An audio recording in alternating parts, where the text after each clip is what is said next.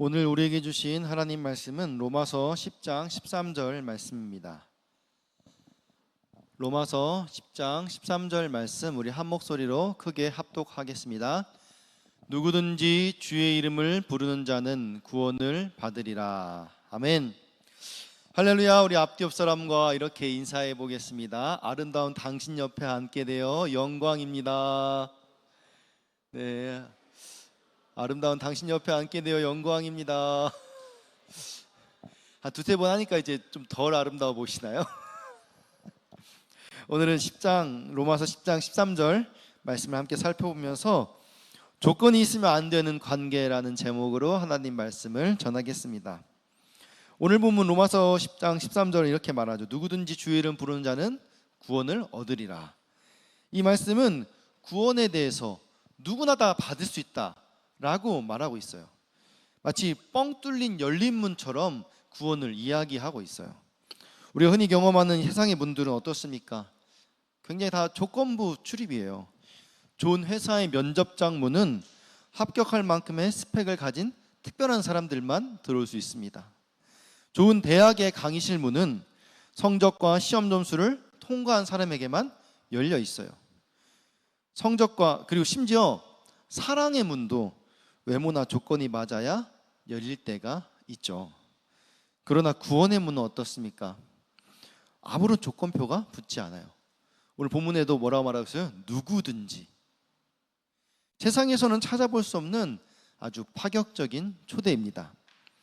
혹시 여러분도 살면서 이런 생각을 해보신 적이 있을까요? 내가 아직 준비가 안 된 것 같은데, 난 이렇게 부족한데 내가 과연 하나님께 나아갈 수 있을까? 내가 구원받을 수 있을까? 세상이라면 이 말이 맞아요. 준비가 부족하면은 당연히 들어올 수 없죠. 그러나 하나님은 아니라는 거예요. 그분은 지금 우리에게 준비되었느냐를 물으시는 것이 아니라 돌아오겠느냐를 물어보시는 거죠. 하나님께 회개하고 돌아오기만 하면은 누구든지 다 받아주신다. 누구든지 다 구원받을 수 있다라고 말하는 거예요. 이게 바로 복음이라는 거예요. 세상은 조건을 강조하지만 하나님은 뭘 강조하냐? 하나님과 우리의 관계를 강조하십니다. 세상은 성과와 실적을 요구하지만은 하나님은 오직 믿음. 네가 정말 나를 믿기만 하면은 내가 다 받아주겠다라고 말하는 거예요. 구원은 행함으로 얻는 것이 아니라 그래서 뭘로 얻는 거라고 말하는 거예요? 성경은 믿음으로 얻는 것이다. 그런데 사람들은 행함이 아니라 믿음으로 얻는다라고 말하면은 기독교를 비도덕적이고 굉장히 수준 낮은 종교라고 생각을 해요. 왜냐하면 사람들은 행함이 같이 있거든요. 무언가 실천하고 보여주고 얻고, 무언가가 내가 해야 그걸 구원을 얻지, 아무것도 안 했는데 구원을 얻을 수 있어? 그러면 비도덕적으로 살아도 되겠네? 수준이 낮아도 되겠네? 형편없어도 되겠네? 그러면은 구원 얻는 사람들은 별로인 사람들이니까 저 기독교인들도 별로이고, 기독교라는 종교 자체가 그냥 아무것도 안 해도 되는, 정말 의미 없는 그런 종교 아니겠냐라고 생각을 하는 거예요. 물론 우리도 근데 우리 교회들을 돌아보면은, 우리 기독교를 돌아보면은 행함 굉장히 중요하게 생각해요. 그래서 착한 일도 많이 합니다. 실제로 사회복지기관 70% 이상이 기독교 관련 기관들이에요. 그만큼 실제로 행함을 많이 하고 실천을 많이 하고 행함을 강조한다라는 거예요. 그럼에도 불구하고 하나님께서 구원을 이 행함과 절대 연결시키지 않고 있어요. 왜 그럴까요? 하나님은 우리를 하나님의 자녀라고 생각하기 때문에 그렇다는 거예요. 여러분, 부모는 자식에게 행함을 요구하고 가르쳐요. 너 이렇게 착하게 살아야 돼. 남들과 관계에서든 이렇게 행동을 해야 돼. 이런 자리에서는 이런 에티켓을 지켜야 돼 라고 실제로 강조하고 가르쳐요. 그러나 그 행함으로 인해서 그 자녀와 부모의 관계를 유지하지는 않는다라는 거예요. 행함이 어느 정도 수준이 되면은 넌 그때부터 내 자식이고, 그 수준에 못 미치면은 넌 내 자식이 아니야, 이렇게 말하는 부모는 없다라는 거예요. 물론 부모와 자식 간의 행함이 굉장히 중요합니다. 자식은 부모에게 효도해야죠. 또 부모는 자녀가 사회에서 바르고 건강하게 살아갈 수 있도록 선한 일을 가르쳐야 됩니다. 우리가 사회에서 어떤 역할을 해야 되는지 가르쳐야 돼요. 그러나 그것 자체가 부모와 자식 간의 관계를 맺고 끊는데 작용하는 것은 될 수 없다는 겁니다. 요즘 사회가 점점 악해져 가면서 말도 안 되는 일들이 현실화되어 가고 있죠. 부모가 자식을 버리고 자식은 부모를 죽이고, 예전에는 이런 것들을 영화나 드라마에서만 봤는데 요즘 이게 실제로 일어나고, 그래서 우리가 영화나 드라마가 아니라 뉴스에서 보게 된 날이 왔습니다. 왜 이런 끔찍한 일들이 발생하는 걸까요? 그것은 이 부모와 자식 간의 관계를 행함으로 판단하기 때문에 그렇다는 거예요. 자식이 부모에게 좋은 성과를 가져오지 못하면은 그 자식이 나의 자존감을 세워주지 못한다라고 생각하니까 자식이 쓸모없다고 생각하는 거예요. 그래서 버려도 되고 죽여도 되고 내 자식이 아니라 그냥 자신의 가치를 올려줄 수 있는 도구 정도로 여겨버리는 거죠. 여러분, 이게 진짜 부모입니까? 이건 참 부모가 아니죠. 반대로 자식도 마찬가지예요. 부모가 자신의 좋은 뒷배경이 되어주지 못한다고 생각하거나 다른 친구들의 부모랑 비교했을 때 우리 부모가 못난다라고 부끄럽다고 생각하니까 나중에 자기가 힘이 생겼을 때 부모를 무시하고 빼앗고 학대하고 나중에 끔찍한 일들까지 벌이게 되는 거죠. 어떤 아이가 물에 빠져서 부모에게 건져달라고 소리쳐요.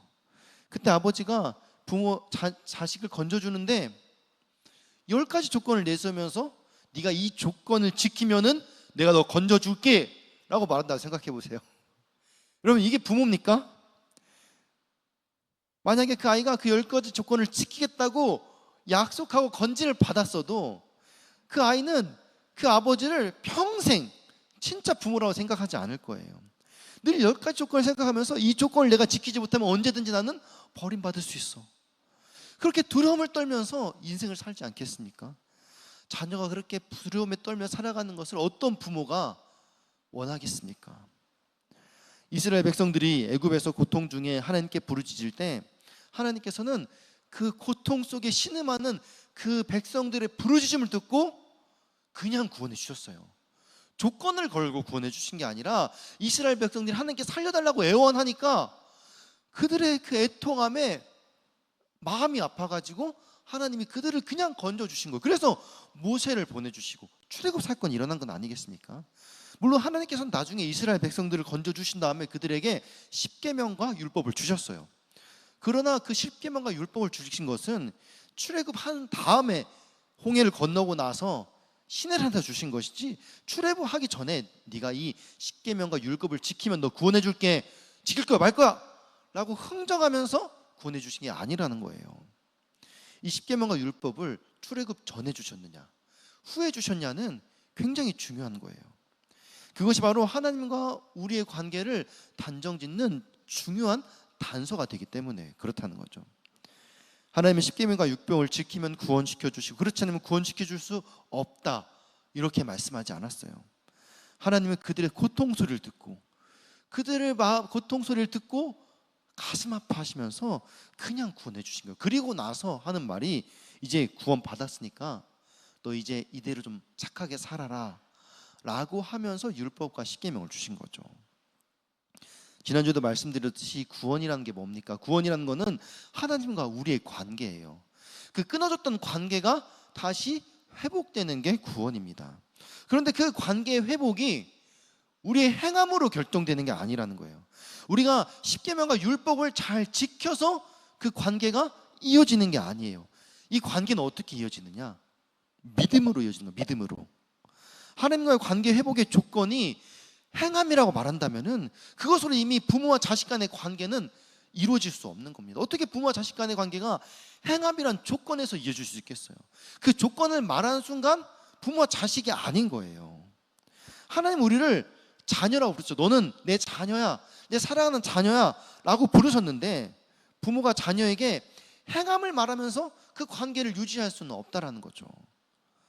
마찬가지로 하나님께서 우리를 부르실 때 오늘부터 너는 내 아들이야, 너는 내 딸이야 이렇게 말씀하시는데 반대로 우리가 하나님께 제가 앞으로 하나님의 자녀가 되기 위해서 말씀을 잘 지켜서 착하게 살고 교회 봉사도 많이 하겠습니다 라고 그렇게 말한다고 생각해 보세요. 하나님이 너 내 자녀야 라고 말했는데 제가 하나님 자녀가 되기 위해서 착하게 살게요 라고 그렇게 말을 하면은 하나님 마음은 어떻겠습니까? 마음이 아프지 않겠습니까? 내 자식인데, 내 사랑하는 자녀야 라고, 너 내 아들이야 라고 말을 하는데 내가 이 조건을 지켜서 아들 될게요 라고 말하는 거예요. 하나님은 이미 우리가 믿음으로 자녀가 되었다라고 선포하셨는데 우리 스스로가 아직 내가 이거 잘 지키지 못해서 저는 하나님 자녀가 아니에요, 저는 하나님 자녀가 될 조건을 갖추지 못했어요, 저는 아직 너무 부족합니다 라고 말한다는 것은 하나님께서 우리에게 베풀어 주신 그 선의를 우리 스스로 끊어버리고 거절하는 거예요. 이게 하나님 마음에 너무 아프다는 거예요. 우리가 조건을 다 채워서 자격을 갖춰서 정식으로 자녀 신청을 하겠습니다 이렇게 말하는 것과 뭐가 다르겠습니까? 이런 관계로는 부모와 자녀의 관계가 성립될 수 없다라는 거예요. 누가복음 15장에 탕자 비유 이야기가 나옵니다. 탕자는 아버지의 유산을 다 탕진하고 다시 아버지께 돌아왔어요. 탕자는 아버지를 제대로 뵐 면목이 없어서 아버지 밑에서 일하는 종으로 들어가려고 아버지께 돌아온 거예요. 그러니까 행함으로 그 아버지와 자식의 관계를 회복하려고 탕자가 돌아온 거죠. 그런데 아버지는 어떻게 합니까? 그 탕자를 보자마자 탕자가 돌아온 것만으로 그냥 탕자를 안아주면서 자기 자녀로 다시 받아들입니다. 아버지는 탕자에게 그동안 탕진했던 그 빚의 청산을 그 관계 회복의 조건으로 내걸지 않으셨다는 거예요. 왜 그렇습니까? 아버지기 때문에, 내 아버지기 때문에. 하나님은 우리 아버지이십니다. 그러면 누구든지 우리가 우리 죄를 회개하고 돌아가기만 하면은, 그러면은, 그리고 우리가 다시 하나님을 아버지라고 부르기만 하면은 값없이 우리 모든 죄를 다 용서해 주시고 우리를 구원해 주신다라고 말씀하는 거예요.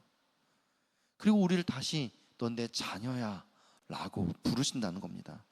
이게 바로 구원이라는 거예요. 그래서 구원은 거저 받은 거예요. 내가 아무것도 한 것이 없는데 그냥 내 죄를 인정하고 하나님 잘못했습니다, 용서해 주세요 라고 고백하고 돌아오면은 그냥 받아주신다는 거예요. 그런데 사실 이 구원이라는 것이 은혜로 받는 게 당연해요. 왜요? 하나님이 우리 아버지니까. 그래서 구원은 믿음으로 얻는 거지 행함으로 얻는 게 아니라는 거예요. 내가 아버지의 자녀임을 믿습니다. 그래서 아버지가 내 아버지니까 당연히 그 아버지가 나를 위해서 자기 생명을 걸고 나를 구원해 주셨다는 걸 난 당연히 믿습니다. 당연히 내 아버지니까. 그래서 나는 내가 그 아버지의 자녀라는 건 나 또한 믿습니다. 이렇게 믿으면은 구원된다는 거예요.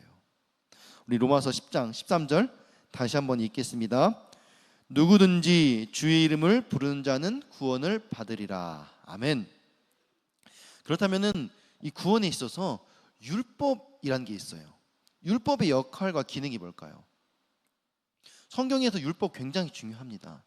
우리 율법이라고 하면 성경에서 창세기부터 신명기까지 모세 오경을 율법이라고 하거든요. 근데 우리가 이제 율법으로 구원받는 게 아니에요. 율법은 곧 행함을 말하는데 율법을 잘 지켜서 구원을 받는 게 아니에요. 그럼 율법이 왜 필요할까요? 성경에서 가장 중요한 성경을 하나 뽑으라고 하면은 창세기일 거예요. 그리고 그 창세기와 함께 같이 이루어져 있는 모세오경을 가장 중요한 성경 중에 하나라고 뽑습니다. 그렇다면 그만큼 이 성경에서 율법이 중요한데 율법은 구원받는데 도움이 되지 않아요. 구원받는데 율법으로 구원받는 게 아니에요. 그럼 율법은 아무런 의미가 없을까요? 아니에요. 율법도 이 구원에 매우 중요한 역할이 있어요. 그게 바로 뭐냐? 바로 죄를 깨닫게 한다라는 거예요. 로마서 13장 20절 말씀 같이 읽겠습니다. 그러므로 율법의 행위로 그의 앞에 의롭다 하심을 얻을 육체가 없나니 율법으로는 죄를 깨달음이나. 아멘. 그러니까 뭐예요? 율법이 없으면 우리가 죄를 깨달을 수 없다라는 거예요. 죄를 죄라고 생각하지 못하면 어떻게 됩니까?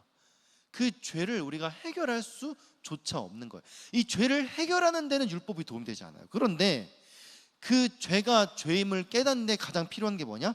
바로 율법이라는 거예요. 여러분, 병을 치료하기 위해서 어디를 갑니까? 병원에 가죠. 병원에 왜 가요? 치료를 받기 위해서. 그럼 병원에 가면은 여러분 바로 의사가 치료를 해줍니까? 바로 수술에 들어갑니까? 아니죠. 어떤 병이 있는지, 어떤 문제가 있는지 여러 가지 검사를 통해서 병을 발견하는 거예요. 병원이 궁극적으로 하려는 건 치료입니다. 그러나 병원에 가면 가장 먼저 하는 게 치료가 먼저가 아니라 검사가 먼저라는 거예요.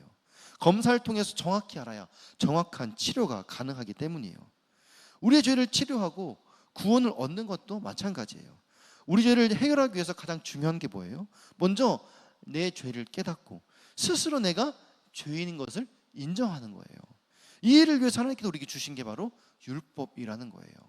그래서 우리가 계속해서 묵상해야 할 말씀이 신약의 은혜의 말씀도 있지만은 구약의 율법의 말씀을 계속 읽어가면서 죄가 이런 거구나, 죄를 지면 이렇게 되는구나, 실제로 우리는 죽어야 마땅한 존재구나 라는 것을 계속해서 우리가 깨달아요. 그래서 사도 바울이 매일 내가 죽노라라고 하는 거잖아요. 사실 매일 우리가 죽어야 돼요. 근데 죽지 않은 것이 은혜라는 것을 알아야 그게 은혜가 되는 거고 그게 구원이 되는 거예요. 그래서 율법은 마치 엑스레이와 같은 거예요. 사고로 뼈가 부러졌을 때 우리는 가장 먼저 뭘 찍어요? 엑스레이를 찍죠. 우리는 이 엑스레이를 통해서 어느 뼈가 어떤 모양으로 그가 얼마나 부러졌는지를 알게 되는 거예요. 그런데 엑스레이 기능은 딱 거기까지예요. 엑스레이로 뼈를 붙이거나 치료할 수는 없어요. 그래서 율법은 마치 엑스레이와 같은 거예요. 율법을 통해서 우리의 죄를 발견하고 깨닫는 거예요. 거기까지예요. 그걸로 죄를 해결하는 건 아니에요. 율법으로 우리가 구원을 얻는다라고 말하면은 그 율법을 지키는 행함으로 우리가 구원을 얻는다라는 거거든요. 근데 이 말은 마치 엑스레이로 우리가 뼈를 붙일 수 있다, 치료를 할 수 있다, 수술을 할 수 있다라고 말하는 것과 같다라는 거죠. 그래서 우리가 이 구원을 얻으려면은 무엇보다도 예수님을 나의 구주, 나의 구세주로 믿고 영접해야 되는데, 우리가 그렇게 예수님을 나의 구주, 구세주로 영접하기 위해서는 먼저 나의 주인이 왜 예수님이 되어야 되는지, 왜 예수님이 나를 구원해 주시는 구세주이신지, 그거를 알기 위해서 내가 죄인임을 먼저 깨달아야 된다는 거예요.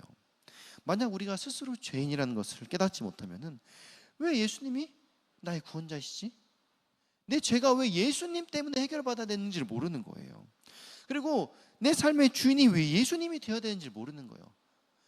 여러분, 우리의 죄를 우리가 스스로 깨닫기 시작하다 그럼 우리가 뭘 발견하냐면은 이 죄를 내가 다스릴 수 없구나라는 걸 알게 돼요. 내가 이 죄를 안 지으려고 하는데 우리 본성 자체가 죄인이에요. 그래서 뭘 해도 자꾸 내 말과 행동과 내 입술에서 계속 거짓된 것이 나오거든요. 이거는 내가 할 수 있는 게 아니구나. 내 안에 성령님이 살아 역사하셔서 그분이 나의 주인이 되어야 이 죄가 해결되는구나. 이걸 내가 스스로 알아야 그분이 나의 주인으로 내가 그분을 주인으로 영접하고 그분이 나의 구세주가 되어달라고 계속해서 그 주님께 매달릴 수 있다라는 겁니다. 그래서 우리는 우리 스스로가 죄인이라는 사실을 정확히 아는 것이 구원에서 가장 중요한 단계라는 것을 깨달아야 된다는 거예요. 율법이 없었다면은 우린 죄인인 줄 몰랐을 거고 예수님이 우리에게 필요하다는 사실도 몰랐을 것입니다. 그래서 바울은 율법을 우리를 예수님께로 인도하는 초등교사라고 말합니다. 우리 갈라디아 3장 24절 말씀 같이 읽겠습니다. 이같이 율법이 우리를 그리스도께로 인도하는 초등교사가 되어 우리로 하여금 믿음으로 말미암아 의롭다함을 얻게 하려 함이라. 아멘. 구원은 우리의 행함으로 얻는 것이 아니기 때문에 은혜라고 말하고 있어요. 만약 우리의 행함으로 구원을 얻었다고 하면은 우리는 구원을 은혜로 받은 것에 감사하지 않고 오히려 내 의로움을 여기며 자랑하게 될 것입니다. 그런데 이 초등교사라고 말하는 것은, 우리가 초등교사면은 여러분 어떤 교사를 생각하세요? 초등학교 선생님.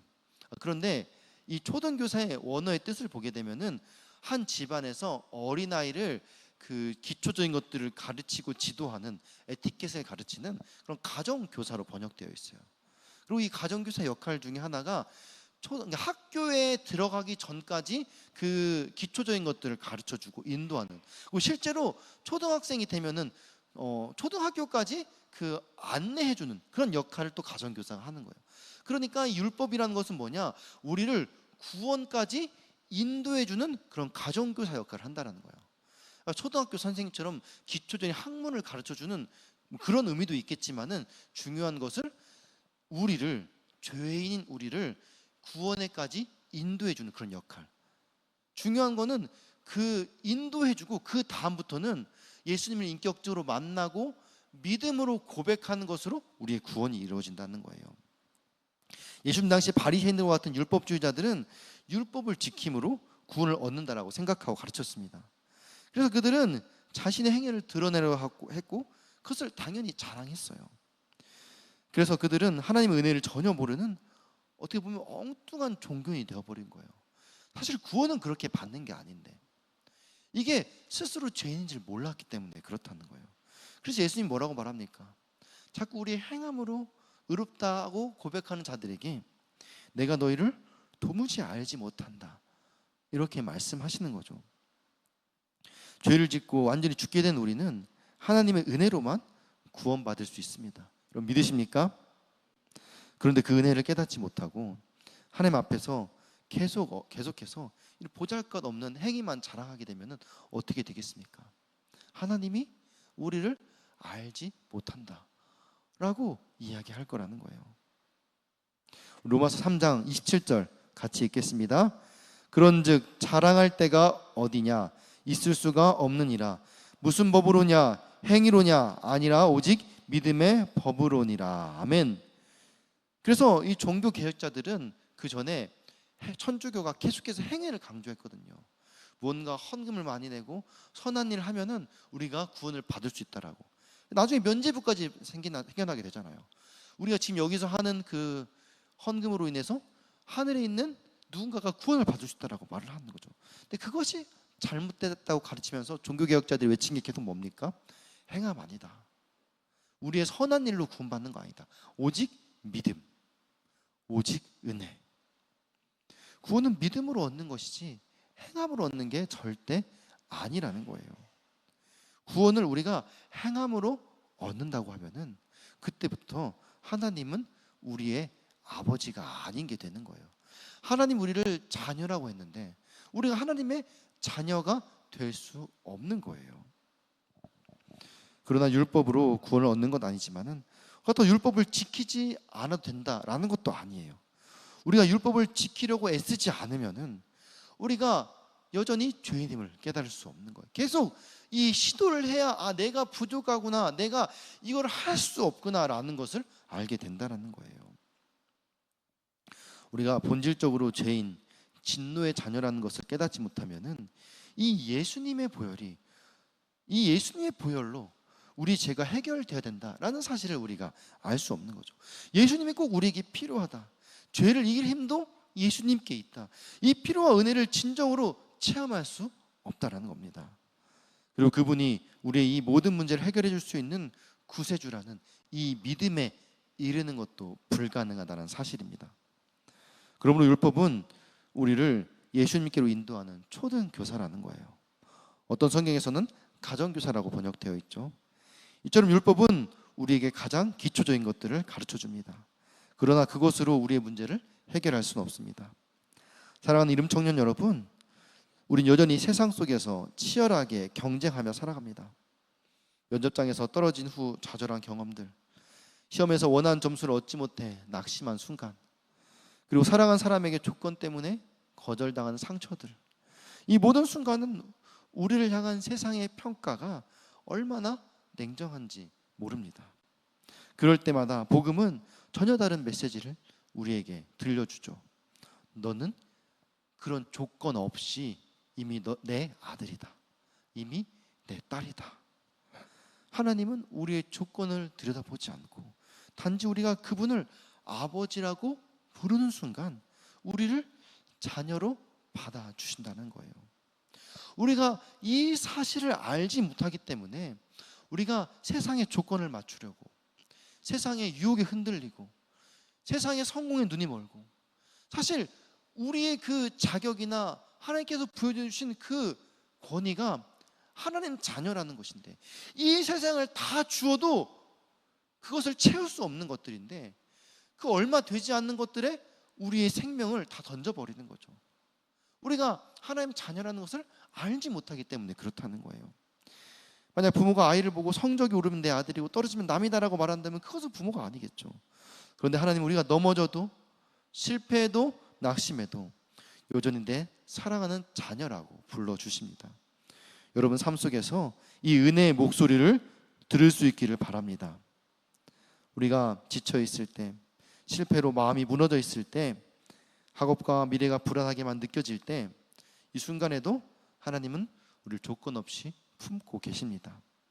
그러면 오늘 우리의 믿음은 내가 이만큼 했으니 인정받아야지 하는 거래가 아니라 이미 사랑받았으니 감사하며 살겠습니다, 이런 고백이 될 수 있기를 바랍니다. 이제 우리가 세상 앞으로 조건이 아니라 은혜로, 행위가 아니라 믿음으로 우리 하나님 아버지를 붙잡을 수 있기를 바랍니다. 그 은혜를 붙잡고 매일매일을 담대하게 걸어감으로 하나님께서 주시는 그 은혜의 축복을 누릴 수 있는 우리 모두가 되기를 주님의 이름으로 축원합니다. 우리 시간 같이 찬양하면서 기도하고 결단하기를 원하는데요, 우리가 구원받은 것은 우리의 조건이나 행위 때문이 아니라 하나님의 변함없는 은혜와 사랑 때문인 줄 믿습니다. 하나님은 우리의 연약함까지도 아시고 그 모습 그대로 우리를 품어주셔요. 이제 우리가 그 은혜 앞에 서서 고백하길 원합니다. 나의 모든 발걸음을 아시는 주님, 내 모습 이대로 주의 임재 안에 거하길 원합니다. 나는 부족하지만 내 모습 이대로 받아주시는 은혜를 의지하며 나아갑니다.